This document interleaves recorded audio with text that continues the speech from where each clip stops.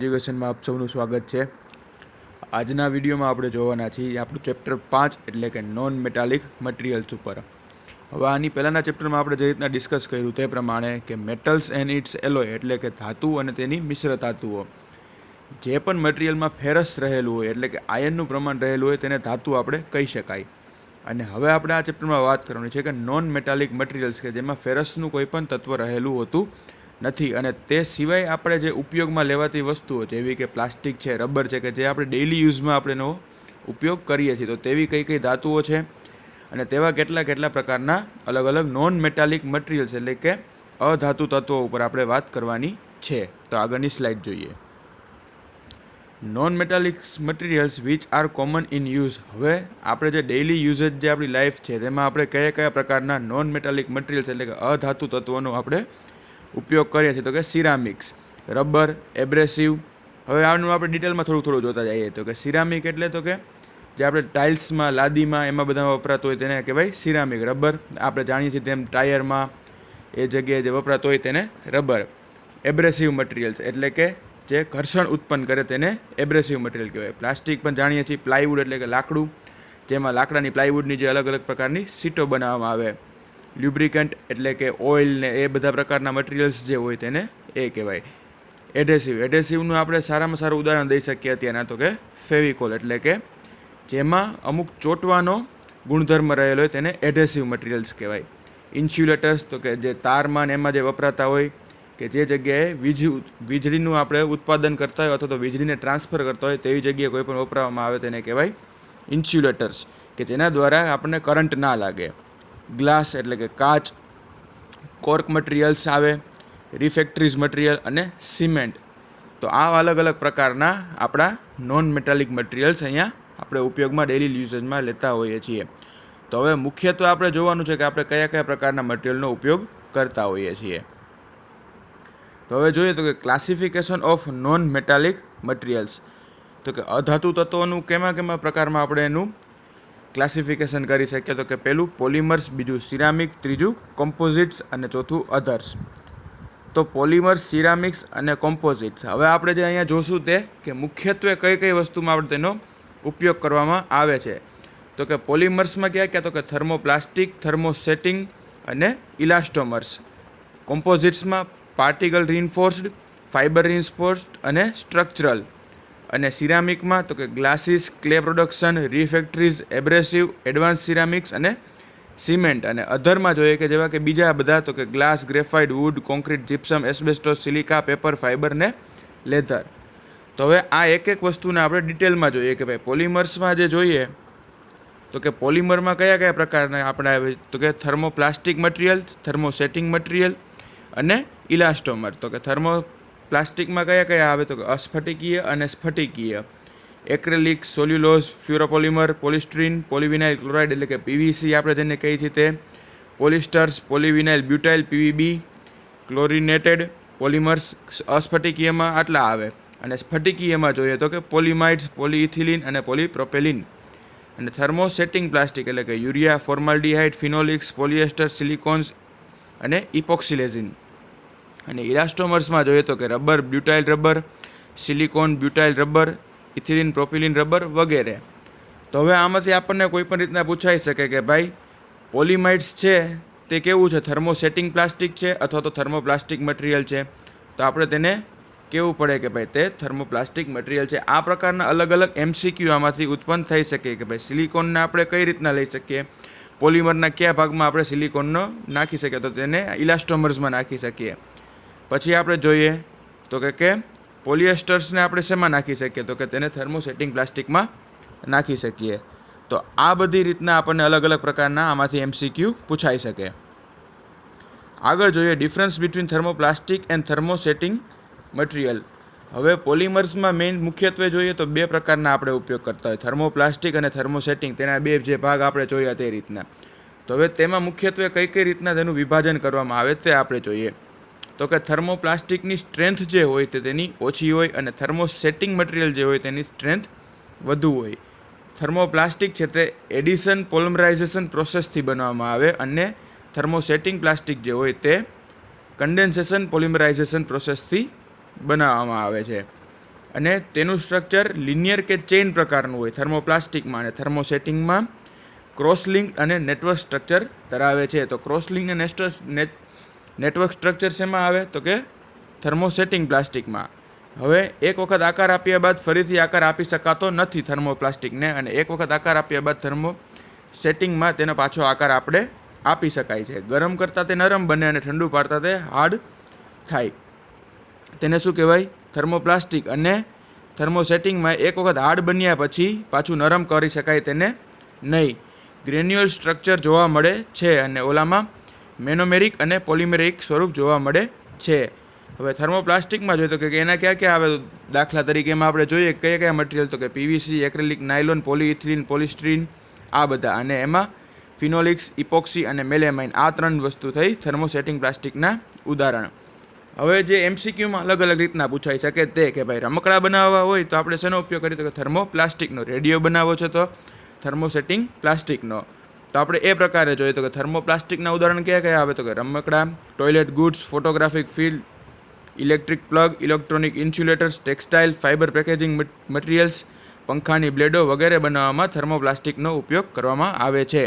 અને થર્મોસેટિંગ પ્લાસ્ટિકનો ઉપયોગ રેડિયો, ટીવી, કેબિનેટ, ફોન, કેમેરાની બોડી, એડહેસિવ, મોબાઈલ પાર્ટ્સ વગેરે બનાવવામાં તેનો ઉપયોગ થાય છે.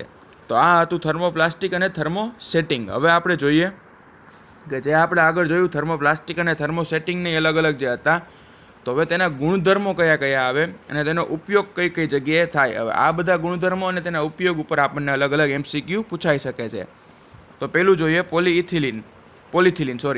તો હવે પોલિથિલિનમાં આપણે જોઈએ તો કે તેનો ગુણધર્મો ક્યાં ક્યાં છે? તો કે તે રાસાયણિક અવરોધક છે, વીજ અવરોધક છે, મજબૂત અને સામાન્ય રીતે ઓછો ઘર્ષણાંક ધરાવે છે, ઓછું સામર્થ્ય ધરાવે છે, આબોહવા સામે નબળી અવરોધક ક્ષમતા ધરાવે છે. અને તેનો ઉપયોગ શું? તો કે તેનો બહોળો ઉપયોગ ફ્લેક્સિબલ બોટલ, રમકડા, બરફની ટ્રે, ઇલેક્ટ્રિક વાયર વગેરે જગ્યાએ તેનો ઉપયોગ કરવામાં આવે છે. બીજું જોઈએ તો કે પોલીપ્રોપેલિન.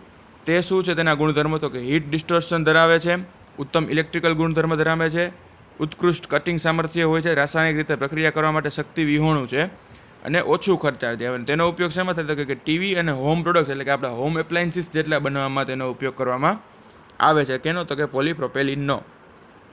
આગળ જોઈએ તો કે પોલીવિનાઇલ ક્લોરાઇડ એટલે કે પીવીસી, જેનો આપણે સાધારણ તરીકે પીવીસીની પાઇપ આપણે વધારે પ્રતિ ઉપયોગમાં લેતા હોઈએ છીએ. તો તેમાં શું શું હોય તેના ગુણધર્મો? તેને જોઈતો આકાર મેળવી શકાય છે, ઉષ્મા અને સૂર્યપ્રકાશ તેનો ગુણધર્મો પર અસર થાય છે, વીજ અવરોધક છે, સારી કઠોરતા તથા મજબૂતાઈ હોય છે. સારી કઠોરતા તથા મજબૂતાઈ એટલે કે આપણે એનો જે રેગ્યુલર યુઝમાં જોઈએ તો પીવીસીની પાઇપ આપણે ઉપયોગ કરીએ કે જે લાંબા વર્ષ સુધી આપણા ઘરમાં કે એમાં ઉપયોગમાં લીધી હોય તો તેમાં કોઈ પણ જાતનું મેન્ટેનન્સ કરવાની જરૂર પડતી નથી. તો તેની મજબૂતાઈ જે કહેવાય તે ખૂબ જ સારી હોય છે. તેનું મોલ્ડિંગ અને એક્સટ્રુઝન થઈ શકે છે. અને તેનો ઉપયોગ કેમાં થાય? તો કે ફ્લોર કવર, પાઇપ, ઇલેક્ટ્રિક વાયરનું ઇન્સ્યુલેશન, ફોનોગ્રાફિક રેકોર્ડ વગેરેમાં. હવે આપણે ચોથું જોઈએ તો કે ટેફલોનની ટેપ આવે. અને ટેફલોનને શું કહેવાય? તો કે પોલીટેટ્રા ફ્યુલોરોઇથિલિન. તો એને કહેવાય PTFE. તો એનો શું આવે ગુણધર્મોમાં? તો કે ઉત્તમ ઇલેક્ટ્રિક ગુણધર્મો ધરાવે છે, નીચો ઘર્ષણાંક હોય છે, 500 ફેરનહાઇટ સુધીનું તાપમાનમાં આપણે તેનો ઉપયોગ લઈ શકીએ છીએ, રાસાયણિક રીતે તે શક્તિ વિહોણું છે. અને તેનો ઉપયોગ શેમાં થાય? તો કે કાટ પ્રતિરોધક સજ્જક ઢાંકણા, કેમિકલ પાઇપ અને વાલ બેરિંગ, તાપમાન વગેરેમાં તેનો ઉપયોગ કરવામાં આવે છે. પોલિસ્ટીરીન કિંમતમાં ઘણું સસ્તું હોય છે, ઉત્તમ ઇલેક્ટ્રિકલ ગુણધર્મો ધરાવે છે, થર્મલ અને ડાયમેન્શનલ સ્થિરતા સારી હોય છે, સરળતાથી ધારી શકાય છે, દ્રષ્ટિ સંબંધી સુબંધ્યતા ધરાવે છે. અને તેનો ઉપયોગ શેમાં થાય? તો કે ટાઇલ્સમાં, પછી રમકડા બનાવવામાં, અને આપણે જે ઘરમાં જે ઉપયોગમાં આવતી હોય તેવી બધી અલગ અલગ લાઇટિંગ પેનલ્સ બનાવવામાં પોલિસ્ટીરીનનો ઉપયોગ થાય છે. પછી જોઈએ તો કે ફેનોલ. તેના શું શું આવે ગુણધર્મો? તો કે વિદ્યુત, ઉષ્મા અને રાસાયણિક પ્રતિરોધક છે, અને સારું સામર્થ્ય ધરાવે છે. તેનો ઉપયોગ થાય છે ઇલેક્ટ્રિકલ એપ્લાયન્સીસ, કોટિંગ મટીરિયલ્સ અને લેમિનેટમાં. ઇપોક્સી રેઝિન્સ. હવે મિકેનિકલ ગુણધર્મોનું એક એકીકરણ હોય છે, કાટ અવરોધક ક્ષમતા ધરાવે છે, ડાયમેન્શનલી સ્થિર હોય છે, એડેશનનો ગુણધર્મ ધરાવે છે, કિંમતમાં સસ્તા હોય છે, સારા ઇલેક્ટ્રિકલ ગુણધર્મો ધરાવે છે. તેનો ઉપયોગ તો કે electrical moulding, adhesive, coating material, fibre glass વગેરેમાં થાય છે. એક્રેલિક્સ તો કે અમુક મિકેનિકલ ગુણધર્મો ધરાવે છે, ઉત્તમ પારદર્શકતા ધરાવે છે, વાતાવરણ સામે ટકવાની ક્ષમતા સારી હોય છે, અને તેનો ઉપયોગ લેન્સ, એરક્રાફ્ટ તથા અન્ય વાહનોની પારદર્શક બારીઓ, આપણે જે બારીઓ બનાવવામાં આવે છે જે કારમાં ને એમાં બધા એમાં તો તેનોમાં શું ઉપયોગ કરવામાં આવે છે તો કે એક્રેલિક્સનો ઉપયોગ કરવામાં આવે છે. કેમેરાના લેન્સીસમાં એને બનાવવામાં શેનો ઉપયોગ કરવામાં આવે છે તો કે એક્રેલિક્સનો ઉપયોગ કરવામાં આવે છે. પછી આવે છે પોલિમાઇડ્સ અથવા નાયલોન. તો તેનું શું આવે તો કે સારો મિકેનિકલ સામર્થ્ય ધરાવે છે, ઘસારા પ્રતિરોધક અને સારી મજબૂતાઈ હોય છે, ઘર્ષણાંક ઓછો હોય છે, પાણી અને અમુક બીજા પ્રવાહીઓનું શોષક છે. તેનો ઉપયોગ તો કે bearing, gear frame, bushing, handle wire અને તેના કેબર જેકેટ બનાવવા માટે કરવામાં આવે છે. હવે પોલીકાર્બોનેટ્સ તો કે ડાયમેન્શનલી સ્થિર હોય છે, ઓછું પ્રવાહી શોષક હોય છે, પારદર્શકતા ધરાવે છે, ઉત્તમ અથડામણ અવરોધક છે. એટલે કે ઇમ્પેક્ટ જ્યારે કોઈ પણ વસ્તુ પર થતી હોય ત્યારે તે તેનો અવરોધ કરે છે. તન્યતા સારી હોય છે, કેમિકલ અવરોધકતા ઓછી હોય છે. તેનો ઉપયોગ સેફ્ટીના હેલ્મેટ, લેન્સ, વીજળીના ગોળા, ફોટોગ્રાફિક ફિલ્મ બેઝ વગેરે બનાવવા માટે તેનો ઉપયોગ કરવામાં આવે છે. હવે જોઈએ તો કે પોલિસ્ટર અને ફિનોલિક્સ. તો કે પોલિસ્ટરને સૌથી પહેલાં શું કહેવાય તો કે પેટ ઓર PETE. તો કે સૌથી પહેલાં આમાં એક આપણે જોઈએ તો કે જે આપણે પાણીની બોટલ અથવા તો જે આપણા ઠંડા પીણાની કોઈ પણ પ્લાસ્ટિકની બોટલ જે હોય છે તેને આપણે સાધારણ તરીકે પેટ કહેતા હોઈએ છીએ.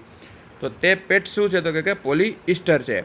અને હવે તેના ગુણધર્મો જોઈએ તો કે ઉત્કૃષ્ટ ફિટિંગ અને ટીયર સામર્થ્ય ધરાવે છે. સૌથી મજબૂત પ્લાસ્ટિક ફિલ્મ છે.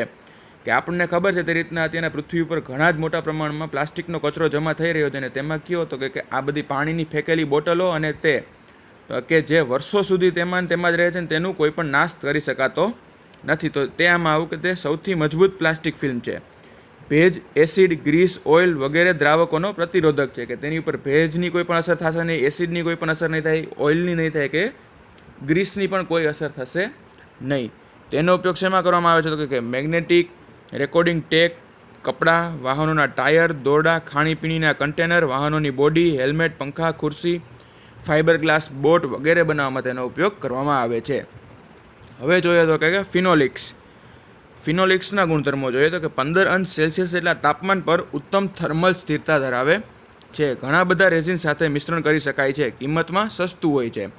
તેનો ઉપયોગ તો કે ઇલેક્ટ્રિકલ ફીચર્સ, મોટરના હાઉસિંગ, ટેલિફોન્સ વગેરે બનાવવા માટે તેનો ઉપયોગ કરવામાં આવે છે ફિનોલિક્સનો. તો આ આટલા આપણે જોયા તેના બધા પોલિમરના અલગ અલગ પેટા પ્રકારો અને તેના ગુણધર્મો અને તેના ઉપયોગો. તો હવે આમાંથી આપણને વિવિધ પ્રકારના MCQ પૂછાઈ શકે કે ભાઈ ઇલેક્ટ્રિકલ ફીચર્સ, મોટરના હાઉસિંગ બનાવવા માટે કેનો ઉપયોગ કરવામાં આવે છે તો કે ફિનોલિક્સનો. લેન્સ બનાવવા માટે અથવા તો વાહનોની બારી બનાવવા માટે કેનો ઉપયોગ કરવામાં આવે છે તો કે એક્રેલિક્સનો. પોલિસ્ટરનું આપણે કદાચ જોઈએ તો કે ખાણીપીણીના કન્ટેનર એટલે કે મેં જેમ કીધું કે તેમ પાણીની બોટલ બનાવવા માટે કઈ વસ્તુનો ઉપયોગ કરવામાં આવે છે તો કે પેટ, પોલિસ્ટર પેટનો ઉપયોગ કરવામાં આવે છે અથવા તો PETE. તો આ પ્રકારના વિવિધ પ્રકારના આમાંથી MCQ બધા પૂછાઈ શકશે. આગળની સ્લાઇડ જોઈએ તો કે હવે આગળનો નેક્સ્ટ ટોપિક જે આપણો છે તે છે સરફેસ કોટિંગ. તો હવે આપણે જે રીતના જાણીએ છીએ કે જેમ જેમ આપણે હવે આગળ ટેકનોલોજીનો વિકાસ કરતા જઈએ છીએ તેમ આપણને ખબર પડે કે અલગ અલગ જેમ જેમ આપણી રિક્વાયરમેન્ટ વધતી જાય છે તેમ આપણે અલગ અલગ કોઈ પણ પ્રકારના વસ્તુ બધી અંદર કરવી પડતી હોય. તો હવે આપણે જોયું છે કે સરફેસ કોટિંગ કોને કહેવાય તો ભાઈ કોઈ પણ આપણી જે મટીરિયલની સરફેસ છે તેની ઉપર એક આપણે એવું લેયર મારી દઈએ કે જેના લીધે તે આપણે મટીરિયલને પણ સુરક્ષિત રાખી શકે અને બાહ્ય જે આપણી જે બધી વાતાવરણિક અસર તેના ઉપર થતી હોય તે પણ તેના ઉપર ના થાય. તો તે માટે આપણે એક સરફેસ કોટિંગનું અત્યારના ખૂબ જ ઉપયોગમાં લેવા આવતી આ વસ્તુ છે. આપણે બધાએ જોયું હશે કે હમણાં થોડાક જ ટાઈમમાં એક ગાડી ઉપર સરફેસ કોટિંગ કરવાનું ખૂબ જ પ્રમાણ ચાલી રહ્યું છે. તો તે પણ આપણે આમાં જોશું કે કઈ રીતના હોય, કઈ રીતના તે કાર્ય કરતું હોય. તો આપણે પહેલાં જોઈએ કે સરફેસ પ્રોપર્ટીઝ, જે સરફેસ કોટિંગ છે એની પ્રોપર્ટીઝ શું છે કે એટલે કે તે શું કામ કરવામાં આવે છે અને તેના ગુણધર્મો કયા કયા છે. કે for improvement of surface structure. જે સરફેસ સ્ટ્રક્ચર જે હોય કે ભાઈ જે ખરબચડી સરફેસ જે હોય તો તેને તે લીસી કરી નાખે છે. Four making of a soft surface. કે આજે જે રીતના કીધું કે ભાઈ તે લીસી કરી નાખે અને નરમ કરી નાખે છે તે સરફેસને. To resist scars and scratches on the surface. ઉજરડા કે લીસોટા કે તે કોઈ પણ વસ્તુને તે પડવા દેતું નથી અથવા તો તેની સામે તે અવરોધ કરે છે. Defend the impact on the surface. જ્યારે કોઈ પણ વસ્તુ એકદમ જોરથી ભટકાય તે સરફેસ ઉપર તો તેની માથે તેના આપણે જે સાધારણ ભાષામાં આપણે તેને કહીએ તો તે ઇમ્પેક્ટ જે થવા દેતું નથી, તેને ડિફેન્ડ કરે છે. Resistors the atmospheric effect on the surface. એટલે કે જ્યારે કોઈ પણ વાતાવરણીય અસર તેના ઉપર થતી હોય જેવી કે કાટ લાગવું ને આ બધી વસ્તુનો તેના ઉપર ઉપયોગ કોઈ પણ અસર પડતી નથી મટીરિયલ ઉપર. તો તેના માટે શું કરવામાં આવે છે? Surface coating. હવે આગળ જોઈએ, હવે કઈ સરફેસ કોટિંગમાં કઈ પ્રકારે કરવામાં આવે અને તે કેટલા પ્રકારના લેયરમાં કરવામાં આવે છે. તો step 1 is primer, step 2 is base coat અને સ્ટેપ 3 ઇઝ અ ટોપ કોટ. તો કે સૌથી પહેલાં શું કરવામાં આવે? પ્રાઇમર કરવામાં આવે. બીજું તો કે એની ઉપર બેઝ કોટ મારવામાં આવે અને ત્રીજું એટલે કે તેની ઉપર ફાઇનલ કોટ અથવા તો ટોપ કોટ કરવામાં આવે છે. હવે આપણે જોઈએ તો કે પ્રાઇમર શું હોય? તો કે it is also called a primary coating, જે આપણે પ્રાઇમરી કોટિંગ પણ તેને કહી શકીએ છીએ. By use of primer we can decrease the imperfection of surface. જે સરફેસમાં અમુક પ્રકારમાં જે આપણે આગળ જોયું હતું કે ભાઈ મેટલર્જિકલ માઇક્રોસ્કોપમાં કોઈ પણ સરફેસ જોઈએ તો તે એક લીસી સપાટી ના હોય, તેની સપાટી ઉપર નીચે આડછેદવાળી હોઈ શકે. તો તેને આપણે લીસી કરવા માટે અથવા તો એકરસ કરવા માટે તેને માટે આપણે પ્રાઇમરનો યુઝ કરીએ છીએ કે જેના લીધે તે ઇમ્પરફેક્શન જે હોય સપાટીમાં રહેલું તે ઘટાડી શકીએ. Primer is a adhesive material by means of that it increase adhesive property of the surface. અને તે જે પ્રાઇમર છે તે એડેસિવ મટીરિયલ છે, એટલે કે તે ચોંટવાનો ગુણધર્મ ધરાવે છે. એટલે પ્રાઇમર જ્યારે સપાટી ઉપર મારશું તો ત્યારે તેની ઉપર એક બાજુ તે સપાટીને ચોંટી જશે અને બીજી બાજુ જે આપણે તેની ઉપર મારશું તેને ચોંટાડી અને વચમાં તે ફેવિકોલ જેને આપણે કહી શકીએ તેના જેવું તે કામ કરશે. હવે સૌથી પહેલાં થયું આ લેયર 1 એટલે કે પ્રાઇમરનું લેયર. પછી હવે લેયર 2 કયું આવે? તો કે step 2 base coat. Base coat is used for giving a coloring effect and it is also used for giving a metal finish to an object. જ્યારે કોઈ પણને મેટલ ફિનિશ દેવાનું હોય એટલે કે ખૂબ જ ચળકાટ દેવાનું હોય અને જેની ચળકાટ આપણે સારી જોતી હોય, લીસી જોતી હોય અને ગાડીમાં ને તેમાં તેનો ઉપયોગ કરવામાં આવે છે કે બેઝ કોટનો. તો બેઝ કોટ શું? તો કે કલરિંગ ઇફેક્ટ, એટલે કે જેની માથે કોઈ પણ કલર આપણે દેખાડવો હોય તો તેની માથે સફેદ કલરનો સૌથી વધારે બેઝ કોટ હોય. જ્યારે આના ઘણા બધા વિડીયો તમને યુટ્યુબમાં જોવા મળશે કે બેઝ કોટ કઈ પ્રકારના કરવામાં આવે અને સફેદ પ્રકારનો તે બેઝ કોટ એક મારવામાં આવે અને તેની ઉપર જે આપણે કલરિંગ જે જોઈએ છે તેના ઇફેક્ટ લાવવા માટે તે સૌથી પહેલાં બેઝ કોટ મારવો પડે. અને આગળનું હવે જોઈએ તો કે સ્ટેપ 3 એટલે કે top coat. It is the very upper layer of the surface of coating, કે જે સૌથી કોટિંગની જેટલી સરફેસ કરવામાં આવશે તેની સૌથી ઉપરનું જે પડ હશે તેને કહેવાય top coat. It prevent surface from atmospheric effect, scratches, scars and chemical reaction. કે તે જે સરફેસ હતી તે સપાટીના જે ડાયરેક્ટ સંપર્કમાં એટમોસ્ફેરિક ઇફેક્ટના લીધે જે ભેજ કહી શકીએ આપણે કે ડસ્ટ કે તે કોઈ પણને અડવા દેશે નહીં અને તેના લીધે એટમોસ્ફેરિક ઇફેક્ટના લીધે જે નુકસાન થતા હોય સરફેસને તે થઈ શકશે નહીં. પ્લસમાં તેની ઉપર પડતા ઉઝરડા કે જે આપણે કહી શકીએ કે સ્ક્રેચીસ ને સ્કાર્સ એટલે કે ઉઝરડા અને ઘસારાને પણ તેનો અવરોધ કરશે. કેમિકલ રિએક્શન, કોઈ પણ કેમિકલનો તેની ઉપર અસર થશે નહીં સરફેસ ઉપર. તો આ થયું લેયર ઓફ કોટિંગ્સ. હવે આપણે વાત કરીએ તો હવે ટાઈપ્સ ઓફ સરફેસ કોટિંગ. હવે કઈ પ્રકારના સરફેસ કોટિંગ કરી આપણે વસ્તુનું જે છે મટીરિયલનું જે છે તે કોટિંગ કરી શકીએ છીએ. તો કે પહેલું આવે સોલ્વન્ટ કાસ્ટિંગ અથવા તો painting, thermal spray, spin coating, surface absorption, evaporation અને પલ્સ લેઝર ડિપોઝિશન. તો આ અલગ અલગ રીતો છે સરફેસ કોટિંગ કરવા માટેની. હવે એકને આપણે ડિસ્કસ કરીએ. તો કે સોલ્વન્ટ કાસ્ટિંગ અને પેઇન્ટિંગ. તો કે સૌથી પહેલાં જો આપણે જોઈએ તો કે સોલ્વન્ટ કાસ્ટિંગ અને પેઇન્ટિંગ કોને કહેવામાં આવે? તો કે જે આપણે સાધારણ રીતે ઓઇલ પેઇન્ટ જેને કહીએ તેનો ઉપયોગ મટીરિયલમાં જ્યારે કરવામાં આવે કોટિંગ માટે તેને કહેવામાં આવે પેઇન્ટિંગ માટેનું. અને સોલ્વન્ટ કાસ્ટિંગ પણ સેમ એ જ રીતનું છે. હવે આપણે તેનું જોઈએ. આ એકદમ સરળ ટેકનિક છે. આ ટેકનિક દ્વારા સામાન્ય રીતે કોટિંગની જાડી ફિલ્મ તૈયાર થાય છે. પોલિમર સોલ્યુશન ઓબ્જેક્ટ પર જમા થાય છે, ત્યારબાદ ફિલ્મ તૈયાર થાય છે. કોઈપણ આ પદ્ધતિ દ્વારા સાદા બ્રશ દ્વારા સરળતાથી કરી શકે છે. પોલિમર સોલ્યુશન સીધું જ ઓબ્જેક્ટ પર લગાડવામાં આવે છે. આ પદ્ધતિ દ્વારા ઘર, મશીન પાર્ટ્સ, બ્રિજ, પુલ વગેરે વસ્તુઓને કોટ કરી કાટ માટે અને પાણી માટે, આબોહવા માટે, સામે રક્ષણ માટે તૈયાર કરી શકાય છે. હવે આપણે જોઈએ ડિટેલમાં તો કે આ કઈ રીતના આપણે ઉપયોગ થાય. જ્યારે આપણે કોઈ પણ પેઇન્ટિંગ કરતા હોય ત્યારે કેમ કલર બ્રશ ઉપર લગાડી અને તેને આપણે કોઈ પણ જ્યારે ચિત્ર દોરતા હોય તેને ઉપયોગ કરીએ છીએ, તેમજ તે ઓઇલ પેઇન્ટમાં તેનો ઉપયોગ કરી અથવા તો પોલિમર સોલ્યુશન બ્રશમાં લઈ અને તેને કોઈપણ જે મટીરિયલ જે આપણું છે તેની ઉપર લગાડી અને કોટિંગ કરીએ આપણે અથવા તો તેની માથે પેઇન્ટિંગ કરીએ તેને તે જ પદ્ધતિને આપણે આ સોલ્વન્ટ કાસ્ટિંગ અથવા તો પેઇન્ટિંગ પદ્ધતિ કહી શકીએ કે તે હાથે કરવામાં આવે છે. Thermal spray. આ પદ્ધતિ વધુ પ્રચલિત છે કારણ કે આ પદ્ધતિ દ્વારા ઇન્ડિકેટ આકાર ધરાવતા ભાગોમાં પણ કોટિંગ કરી શકીએ છીએ. સમયનો બચાવ થાય છે. મેન્યુઅલી અથવા ઓટોમેટિક મશીન દ્વારા સ્પ્રે કોટિંગ કરી શકાય છે. આ પદ્ધતિ દ્વારા પોલિઇથિલિન, પીઈ એટલે કે PE, polyethylene, PMMA, EMMA, PEEK, PPS, nylon, phenolics, epoxy વગેરે જેવા પોલિમરનો ઉપયોગ કરી કોટિંગ કરી શકાય છે. પોલિમર પાવડર હીટ સોર્સમાં દાખલ કરવામાં આવે છે. હીટ સોર્સ તરીકે પ્લાઝ્મા અથવા ફ્લેમનો ઉપયોગ કરવામાં આવે છે. ઓબ્જેક્ટને ગરમ કરી અથવા તો કર્યા વગર આ પદ્ધતિનો ઉપયોગ કરી શકાય છે. કોટિંગ ફિલ્મની જાડાઈ તેના પર વારંવાર સ્પ્રે ગન ફેરવી કરી શકાય છે. આ પદ્ધતિ દ્વારા સરફેસ પર નાના ખાડા અથવા તો ઉપસેલા ભાગો દૂર કરી શકાય છે.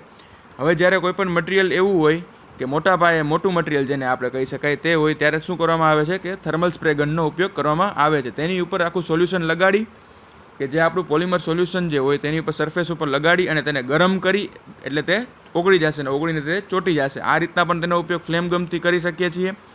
પ્લસમાં તે પોલિમર સોલ્યુશન જે હોય તેને ગરમ કરીને તેને સ્પ્રે કરી અને આપણે તેનો સરફેસ ઉપર કોટિંગ કરીને ઉપયોગ કરી શકીએ છીએ. તેના દ્વારા શું કરી શકીએ તો કે ભાઈ જે સરફેસ પર નાના ખાડા હોય અથવા તો ઉપસેલા ભાગો હોય તેને સમતલ કરી શકાય છે. હવે આપણે તેની જે જાડાઈ નક્કી કરવી હોય તો કે તે કેટલી વાર આપણે તેની ઉપર કોટ કરીએ છીએ એટલે કે કેટલી વાર તેની ઉપર આપણે હાથ ફેરવીએ છીએ તેના ઉપરથી આપણે નક્કી કરી શકીએ કે ભાઈ કેટલી જાડાઈ તેની સરફેસ કોટિંગની રાખવાની છે. જો જાડું રાખવું હોય તો 2 વાર 3 વાર 4 વાર જે રીતના આપણી ડિમાન્ડ હોય તે રીતના આપણે તેને કરી શકીએ છીએ અને જો પતલું રાખવું હોય તો તે જ પ્રમાણે ઓછું કરી શકીએ છીએ. સ્પિન કોટિંગ સપાટ સરફેસ પાતળી એકસરખી ફિલ્મ મેળવવા માટે સ્પિન કોટિંગ પસંદ કરવામાં આવે છે. અમુક જથ્થામાં પોલિમર સરફેસ ઉપર મૂકવામાં આવે છે. ઓબ્જેક્ટને ક્લેમ કરી રિવોલ્વિંગ ટેબલ પર ફેરવવામાં આવે છે. ઊંચી ઝડપ અને કોણીય વેગના કારણે પોલિમર સોલ્યુશન સપાટી પર વિસ્તરણ પામે છે. સેન્ટ્રીફ્યુગલ બળના કારણે સોલ્યુશનની જાડાઈ ઓછી થાય છે. થોડા સમય માટે રોટેશન ચાલુ રાખવામાં આવે છે. જ્યારે સોલ્યુશન બેઝ સુધી પહોંચે ત્યારે રોટેશન બંધ કરવામાં આવે છે. હવે જ્યારે કોઈ પણ રાઉન્ડ ઓબ્જેક્ટ અથવા તો જ્યારે આ સ્પિન કોટિંગનો ઉપયોગ કરવામાં આવે ત્યારે શું કરવામાં આવે તો એક ટેબલ હોય. ટેબલ ઉપર સેન્ટરમાં કોઈ પણ ઓબ્જેક્ટને રાખવામાં આવે અને ઓબ્જેક્ટના સેન્ટરમાં અંદરની બાજુ એક જે આ પોલિમર સોલ્યુશન જે હોય તેને રાખવામાં આવે. ત્યારબાદ ટેબલને ઓન કરતાં તે આખું સેન્ટ્રીફ્યુગલ ફોર્સ એટલે કે ગોળ રાઉન્ડમાં ફરતું હોય આખો ઓબ્જેક્ટ અને સેન્ટ્રીફ્યુગલ ફોર્સના લીધે જે આપણું પોલિમર સોલ્યુશન છે તે અંદરથી બહારની બાજુ તરફ જવા પ્રયત્ન કરશે. હવે જ્યારે તે અંદરથી બહારની બાજુ જવા પ્રયત્ન કરશે ત્યારે તે તેનું કોટિંગ ધીમે ધીમે કરતું જશે અને તે કોટિંગ થશે તે કેવું થશે તો કે એક સપાટ અને જે છે તે સમતલ પ્રમાણમાં અને પાતળી સરફેસવાળું તે કોટિંગ કરતું જશે. હવે જે રીતના તે કોટિંગ આગળ વધતું જાય અને તે તેની એક ધાર ઉપર આવી જશે. હવે જ્યારે ધાર ઉપર તે કોટિંગ આવી જાય ત્યારે તેને આપણે ટેબલને બંધ કરી દઈશું. હવે તે ટેબલને આપણે બંધ કરી દઈએ ત્યારે પાછું સરફેસ કોટિંગ થવાનું અટકી જાય અને જે આપણો સેન્ટ્રીફ્યુગલ ફોર્સ છે તે ના લાગે એટલે તે આખી સપાટી જે છે તેની ઉપર કોટિંગ થઈ ગયેલું હોય.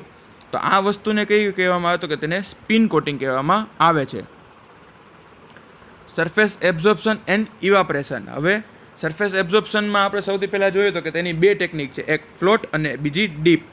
હવે જ્યારે આપણે આ ટેકનિકને આપણે સમજવી હોય તો કે આપણે આઈસ્ક્રીમનું આપણે તેનું ઉદાહરણ લઈ શકીએ કે ભાઈ ચોકોબાર આઈસ્ક્રીમ જે આપણે ખાઈએ છીએ કે જેની માથે આખું ચોકલેટનું પડ લાગેલું હોય છે તેને કઈ રીતના બનાવવામાં આવે છે તો કે જ્યારે દૂધમાંથી બનાવેલું જે ક્યુબ હોય તેને આખું ચોકલેટમાંથી ડીપ કરવામાં આવે. ચોકલેટનું ટબ આખું ભરેલું હોય તેની અંદર તેને ડીપ કરવામાં આવે એટલે જે ચોકલેટનું આવરણ છે તેની બહાર આખું લાગી જાય અને તેને પાછું બહાર કાઢી લેવામાં આવે એટલે તે વન ટાઈપ ઓફ તેનું સરફેસ કોટિંગ જ થયેલું કહેવાય. તો સેમ મિકેનિકલ ફિલ્ડમાં પણ તેનો આ જ રીતના ઉપયોગ કરવામાં આવે છે કે ભાઈ પોલિમર સોલ્યુશન જે હોય તેનું આખું એક ટબ ભરેલું હોય ને તેની અંદર આખા સંપૂર્ણ ઓબ્જેક્ટને ડૂબાડવામાં આવે અને તે ડૂબાડીને તેને બહાર કાઢવામાં આવે અને તેને જેમ સુકાઈ જાય એટલે તેની ઉપર આખું એક સરફેસ કોટિંગનું ફિલ્મ લાગી ગયેલી હોય છે. હવે આપણે જોઈએ ઇવાપરેશન ટેકનિક. તો કે ઇવાપરેશન ટેકનિકમાં કઈ રીતના કામ કરવામાં આવે છે કે જ્યારે પોલિમર સોલ્યુશન જે હોય તેને એકદમ ખૂબ જ ગરમ કરવામાં આવે તેની વરાળ જે થાય તેને ઓબ્જેક્ટ ઉપર લાગવા દેવામાં આવે છે. ઓબ્જેક્ટ ઉપર જ્યારે તેની વરાળ લાગે અને તેને ત્યારબાદ આપણે તેને સૂકવવા દઈએ ત્યારે તેની ઉપર આખું એક સરફેસ કોટિંગનું લેયર ચડી જાય તેને કહેવામાં આવે છે ઇવાપરેશન ટેકનિક.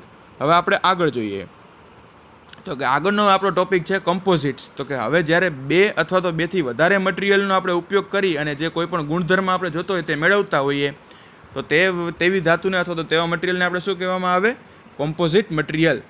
હવે આપણે તેનું જોઈએ તો કે by using of 2 or more than 2 materials composites are made. કે ભાઈ 2 અથવા તો 2થી વધારે મટીરિયલનો ઉપયોગ કરીને આપણે કોમ્પોઝિટ બનાવી શકીએ. કોમનલી યુઝ કમ્પોઝિટ ઇઝ જે આપણે ઘરગથ્થુ અથવા તો કહી શકીએ કે ભાઈ જે સૌથી મોટા પ્રમાણમાં ઉપયોગમાં લેવામાં આવતી કમ્પોઝિટ કઈ છે તો કે ફાઇબર ગ્લાસ રિઇન્ફોર્સ્ડ પ્લાસ્ટિક. અને તે કઈ જગ્યાએ સૌથી વધારે ઉપયોગમાં કરવામાં આવે છે કે હોમ એપ્લાયન્સીસ એટલે કે ઘરગથ્થુ બધી વપરાતી વસ્તુઓ અથવા તો ઇન્ડસ્ટ્રીમાં વપરાતી બધી વસ્તુઓમાં તેનો ઉપયોગ કરવામાં આવે છે. There are mainly 3 types of material used in make composites. કે ભાઈ સૌથી વધારે 3 પ્રકારના મટીરિયલનો તેમાં ઉપયોગ થાય છે. સૌથી પહેલું કયું મેટલ એન્ડ એલોયસ એટલે કે ધાતુ અને તેની મિશ્ર ધાતુઓ, સિરામિક અને પોલિમર. આ ત્રણમાં તેને વિભાજન કરવામાં આવ્યા છે. તો કે metal and its alloy, ceramic અને પોલિમર. આ ત્રણમાંથી કોઈ પણનો અલગ અલગ પ્રમાણમાં ઉપયોગ 2 અથવા 2થી વધારે, એટલે કે 3 ઉપયોગ હોઈ શકે, અથવા તો મેટલ અને એલોય અથવા તો સિરામિક, મેટલ અને એલોય અને પોલિમર્સ, સિરામિક અને પોલિમર્સ, આ કોઈ પણ વસ્તુનો અલગ અલગ ઉપયોગમાં આપણે લઈ શકીએ છીએ. અને કુદરતી રીતે જ આપણું કદાચ કોમ્પોઝિટનું આપણે ઉદાહરણ લેવા જઈએ તો શું છે? તો કે લાકડું તે આપણું કુદરતી કમ્પોઝિટ મટીરિયલ છે. તો આપણે આનું સાધારણ રીતના એક મગજમાં રાખીએ તો કે ભાઈ 2 અથવા 2થી વધારે મટીરિયલનો ઉપયોગ કરી આપણે જે મટીરિયલમાં ગુણધર્મ જોઈએ છે તે ગુણધર્મ મેળવવા માટે આપણે કોઈ પણ મટીરિયલ નવું બનાવતા હોય તેને શું કહેવાય? કોમ્પોઝિટ મટીરિયલ કહેવાય. હવે ક્લાસિફિકેશન ઓફ કોમ્પોઝિટ મટીરિયલ. હવે કોમ્પોઝિટ મટીરિયલનું ક્લાસિફિકેશન આપણે જોઈએ તો કે પાર્ટિકલ રિઇન્ફોર્સ, ફાઇબર રિઇન્ફોર્સ્ડ અને સ્ટ્રક્ચરલ. તો કે પાર્ટિકલ રિઇન્ફોર્સમાં શું આવે? તો કે લાર્જ પાર્ટિકલ અને ડિસ્પર્સન. હવે પાર્ટિકલ બેઝ એટલે કે અલગ અલગ તેના આખા અણુઓમાં પરિવર્તન કરી નાખીએ, કટકા કરી નાખીએ અને તેનો ઉપયોગ કરીને આપણે કોઈ પણ વસ્તુ બનાવતા હોય કે ભાઈ મોટા પાર્ટિકલ રાખીને અને નાના પાર્ટિકલ રાખીને તેને ભેગા કરીને આપણે કોઈ પણ કમ્પોઝિટ મટીરિયલ બનાવતા હોય તેને કહેવાય પાર્ટિકલ રિઇન્ફોર્સ સિસ્ટમ. ફાઇબર રિઇન્ફોર્સ્ડ એટલે કે તેનું ફાઇબરના એટલે કે દોરા આપણે અલગ અલગ પ્રકારના તેને કટિંગ કરી અને તેનો ઉપયોગ કરતા હોય તો તેને કહેવાય ફાઇબર રિઇન્ફોર્સ. તેમાં આવે કન્ટિન્યુઅસ અને ડિસકન્ટિન્યુઅસ. ડિસકન્ટિન્યુઅસમાં આવે અલાઇન અને રેન્ડમલી, કે એક પછી એક આપણે આખા દોરાની જેમ તેને આખું બનાવતા જાય તેને કહેવાય ફાઇબર રિઇન્ફોર્સ્ડ. અને ત્રીજું આવે સ્ટ્રક્ચરલ. સ્ટ્રક્ચરલમાં આવે લેમિનાર અને સેન્ડવિચ, એટલે કે કહી શકાય કે આપણે લેમિનાર અને સેન્ડવિચ. હવે તેનું ઉદાહરણ આપણે જોઈએ તો કે લાકડાની પ્લાયવુડની શીટ. પ્લાયવુડની શીટમાં પણ તેનો જ ઉપયોગ કરવામાં આવે છે અને તે પણ એક કોમ્પોઝિટ મટીરિયલ જ છે કે ભાઈ આપણને જે અલગ અલગ પ્રકારની આપણી ડિમાન્ડ હોય તે પ્રમાણેનું આપણે બનાવેલું મટીરિયલ તે છે. તો આ વિડીયો આપણને કેવો લાગ્યો તો જરૂર જણાવો. કોઈ પણ જાતની ક્વેરી હોય તો નીચે કમેન્ટ સેક્શનમાં લખી અને જણાવો. અને જો આ વિડીયો ગમ્યો હોય તો તેને લાઇક, શેર અને સબસ્ક્રાઈબ કરવા વિનંતી.